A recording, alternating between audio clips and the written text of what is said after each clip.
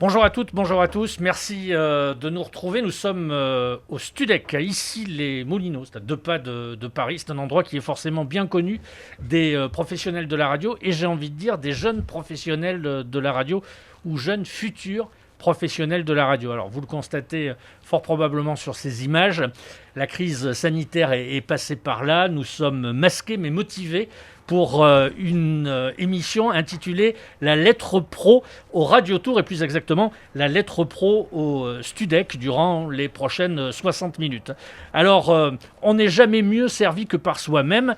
Et durant ces prochaines minutes, on va mettre en exergue la très riche actualité des éditions HF durant cette nouvelle saison. Et puis nous allons recevoir quelques invités. Alors moi, je suis très heureux, très flatté de retrouver et d'accueillir Antoine Baduel. Bonjour Antoine. Bonjour à toutes et à tous. Alors merci de nous accorder un peu de ton temps qui doit être, on s'en doute, en cette rentrée et en ce coup d'envoi de nouvelle saison très précieux. Tu es un peu le guest de ce magazine, un peu improvisé. On va dans quelques instants balayer l'actualité d'FG et aussi et surtout mettre pour débuter l'accent sur une opération que vous aviez lancée il y a quelques mois à destination des DJ. Est-ce que tu peux nous recontextualiser cette opération et nous dire si les auditeurs d'FG ont été solidaires? Alors, en fait, l'opération, c'est tout simplement qu'on s'est rendu compte au mois de mars, quand il y a eu la crise sanitaire et le début du confinement, que la situation allait être terrible pour la scène française et pour l'électro. Pour une raison, c'est qu'en France, il n'y a pas de statut du DJ. C'est-à-dire que contrairement à certains autres pays où le DJ, le remixeur a un statut, là en France, on est dans des zones un peu grises. Certains sont intermittents du spectacle, finalement très très peu. Et la grande majorité des artistes étaient en auto-entrepreneurs ou via des systèmes avec leur PME qui ne leur ont pas permis d'accéder à des aides. Donc l'idée, c'était surtout de créer un fonds de dotation solidaire qui permettent de collecter des fonds pour venir en aide aux artistes. Donc là, on est activement en recherche justement de fonds, principalement. Alors, on a demandé aux auditeurs de contribuer, ce que beaucoup d'auditeurs ont fait sur des dons et ça a été superbe.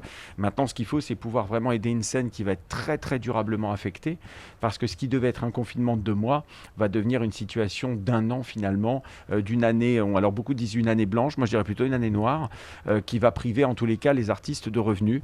Donc l'idée, c'est de solliciter, j'allais dire à la fois des fondations, des sociétés et qui peuvent avoir un intérêt avec l'électro. Il y a beaucoup de marques de boissons, de marques d'alcool, de marques de fabricants de casques, de matériel technique qui peuvent comme ça venir en aide aux artistes. Et là, donc, on a constitué une commission qui est composée en fait de tous les acteurs représentatifs de la scène pour pouvoir venir en aide aux artistes et on espère vraiment pouvoir mobiliser des sommes. C'est vraiment en ce moment que ça se joue. Ouais. On peut donner un ordre d'idée, ce qu'a déjà rapporté Non, pour l'instant, on ne parle pas du tout des montants qu'on a collectés. Ils sont d'ailleurs pas très élevés par rapport à parce que ce sont des dons qu'on fait des particuliers, donc forcément, c'est des petites sommes. L'idée, c'est qu'aujourd'hui, ce qu'on veut surtout, c'est essayer d'avoir une somme qui permette de venir en aide aux artistes qui sont précarisés. Et là-dessus, il y a urgence parce que aujourd'hui, les artistes, clairement, n'ont plus les moyens de subvenir à leurs besoins. Et quand j'entends des amis DJ qui me disent « je suis obligé de revendre mon matériel, je suis obligé de fermer mon studio », parce que beaucoup d'entre eux avaient des petits studios où ils produisaient du son, parce qu'on ne peut pas forcément produire du son chez soi, ça peut gêner les voisins. C'est le début de la fin, où tout simplement, je ne peux plus acheter de disques. Mais le pire, c'est quand on revend son matériel, parce que quand on revend son matos, ou qu'on n'achète plus de morceaux pour mixer, forcément, c'est un artiste qui se part vers d'autres voies, et malheureusement, ce n'est pas celle de la création. Alors, on a retrouvé, grâce à cette opération de solidarité, finalement, tout l'ADN de ce qui a fait le succès de Radio FG. Voilà, c'est ce que j'ai constaté, c'est ce que de nombreuses personnes autour de moi ont on constatait, on s'est dit, bon ben voilà, il y a finalement une sorte de normalité qui se concrétise. Je pense que les valeurs de Radio FG n'ont jamais, Voilà. n'ont jamais changé. On n'a jamais bougé sur ce point. L'idée avec FG, ça a toujours été de faire un pari sur la richesse, le potentiel d'une scène française d'abord de sa diversité, parce que ce qui caractérise le son et les producteurs français, c'est quand même la diversité des esthétiques qu'on peut entendre. Ça va parfois de sons très radicaux, très techno, à des sonorités plus house, celles qui se sont le plus exportées dans l'histoire de la French Touch, mais également à des sonorités parfois un peu plus chill, un peu plus douces. Et l'idée, en fait, je pense qu'avec ce pari de Radio FG depuis maintenant 30 ans, ça a été de soutenir, de dédiaboliser une scène, parce que je rappelle qu'à l'époque, l'image que l'opinion publique s'en faisait, c'était celle que les journaux télévisés à 20h voulaient en montrer. Alors moi, à l'époque, j'habitais entre la France et l'Allemagne. C'était un peu schizophrène. En Allemagne, c'était la musique qui caractérisait la réunification et la rencontre de deux jeunesses qui ne se connaissaient pas. Et puis en France, c'était très très mal vu, c'était très diabolisé. On nous disait même que c'était pas de la musique. Je crois que c'était à peu près la pire des insultes finalement qu'on puisse entendre.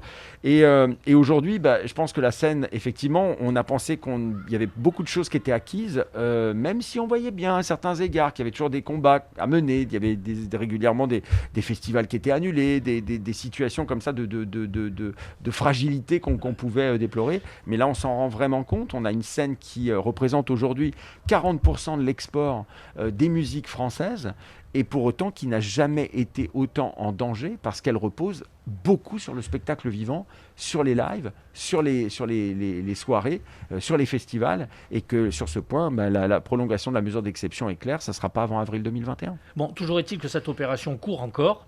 Bien sûr, plus que jamais. Là, au contraire. Est disponible. Il y a une plateforme absolument. Pour bien sûr. Verser son obol. C'est vraiment, verser son obol, c'est vraiment le moment. C'est-à-dire, je pense que pour certains, l'idée, c'était de dire, bon, allez, le confinement, pendant l'été, les DJ pourront se refaire. Ou alors, là, aujourd'hui, c'est clair. Je pense que si on veut sauver la scène française, c'est donner un petit quelque chose. C'est pas grand-chose. En plus, on bénéficie d'une réduction fiscale, puisque c'est pour un don d'intérêt général, enfin, une cause d'intérêt général. Et surtout, ça pourra aider beaucoup de monde, et là-dessus c'est vrai que là on est très très mobilisé avec cette rentrée, justement pour sensibiliser celles et ceux qui à un moment en tant que société, en tant qu'entreprise, ont pu aussi bénéficier de la scène DJ. Et puis d'autant plus que ça se traduit directement et concrètement dans la grille des programmes d'FG, avec de nouvelles émissions qui ont vu le jour, la diffusion de nouveaux sets Absolument. également. Alors sur cette saison, c'est clair, il y a une part vraiment prépondérante qui est accordée à la nouveauté. Il y a beaucoup plus d'audace sur la grille de cette saison. D'abord beaucoup plus de place accordée à la nouveauté en journée, parce que toutes les et puis tu verras, ça va se dérouler tout au long de la saison. Il y aura comme ça des surprises où on veut justement que certaines esthétiques puissent être représentées, y compris en journée.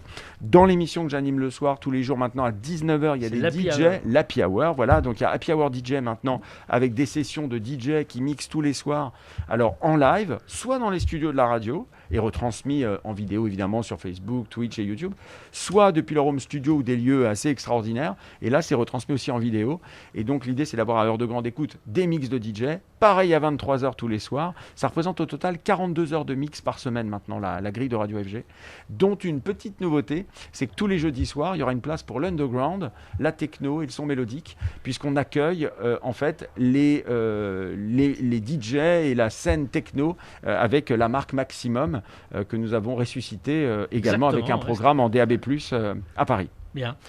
Cette nouvelle saison s'annonce sous de bons auspices, ou c'est un peu risqué de prendre les paris? Alors c'est toujours risqué de prendre des risques, hein, ça c'est clair, c'est le cas de le dire. Mais qu'est-ce que c'est excitant, qu'est-ce que c'est plus drôle, parce que finalement, est-ce que c'est pas plus risqué aujourd'hui en 2020 de se dire qu'on prend pas de risque? Est-ce qu'à un moment où on dit que la radio suscite moins d'attrait, moins d'intérêt, alors je pense que ça dépend des formats, ça dépend des musiques, ça dépend des couleurs musicales, mais quand on représente une musique qui est l'électro, je pense qu'aujourd'hui, le sujet, ce n'est pas la concurrence de telle autre ou telle autre radio. L'idée, c'est pourquoi irons-nous écouter le média radio plutôt qu'une plateforme de streaming ? L'idée, c'est d'étonner les gens, tout simplement. Nous, on a fait ce pari. C'est vrai qu'on a aussi cet ADN à Radio FG qui est celui de faire découvrir des nouveaux talents, des nouvelles scènes, des nouveaux genres musicaux. Oui, mais plus exactement, est-ce que cette crise va impacter sur l'organisation de manifestations ? Je fais référence à des manifestations qui drainaient du monde dans des lieux historiques, chargés d'histoire à Paris. C'est d'ailleurs ce qui faisait le succès de ces manifestations-là. Est-ce que tout ça, ça s'inscrit en pointillé ou alors ça a été balayé d'un revers de main ? Mais tu as raison, c'est totalement balayé. Si tu veux, la scène aujourd'hui électro, quand je disais ça ne sera pas une année blanche, ça sera une année noire, c'est-à-dire qu'il n'y a pas de technoparade, les clubs sont fermés, les festivals sont annulés les uns après les autres. Cet été, les quelques tentatives d'événements qu'il a pu y avoir ont suscité la polémique. C'était pourtant des événements qui étaient en plein air. Donc je pense que là, on va arriver en plus, la météo va être de moins en moins propice à des événements en plein air. Donc on risque d'avoir un hiver, une saison en tous les cas de septembre à avril, très difficile. L'idée, c'est tout simplement de permettre sur l'ensemble des radios de l'écosystème FG des canaux pour que les artistes puissent s'exprimer. Alors sur FG, avec un parti pris plus marqué sur la house music, parce que c'est les racines de cette radio depuis l'essor de la French Touch, mais aussi sur FG Chic avec des sonorités plus chill, plus lounge, plus down tempo. Et maintenant, sur Maximum, donc avec un canal totalement dédié à la fois aux sonorités mélodiques, donc c'est-à-dire plutôt une techno douce qui est, on va dire, at work compatible, et puis des sonorités plus radicales, plus pointues, peut-être moins at work compatibles à partir de 21h. On sent qu'il y a quand même une grosse fanbase pour Maximum. Il s'agit de gratter un peu la surface pour alors ça pousse rapidement. Maximum, c'est ça qui est très très très drôle et qui est génial avec l'histoire de cette radio, c'est que moi c'est une radio qui aura changé 3 fois ma vie. Elle a changé ma vie la première fois que je l'ai écoutée, quand elle s'est éteinte, parce que ça a été un déchirement, et le fait de la ressusciter, ça a été extraordinaire. Et le fait avec Maximum de de se rendre compte qu'on a à la fois des anciens qui suivent la renaissance, la manière dont cette radio repart et ce nouveau départ, et puis quel format on a choisi de faire. Puis, on n'a pas choisi la facilité, hein, on aurait pu partir sur un format, on va dire un peu dense. Non, là, l'idée c'est de faire une radio underground, et d'ailleurs ça deviendra le slogan de cette année, ça sera Underground Radio. Et là pour le coup, de voir aussi que sur les jeunes collectifs maintenant techno, sur toute la nouvelle scène, qui n'avaient pas l'habitude de travailler avec un média, tout à coup, maintenant, il y a une main tendue, il y a comment les artistes peuvent aujourd'hui s'exprimer, par quel biais, est-ce que c'est par leur production, est-ce que c'est des lives, tout ça, c'est très, très intéressant.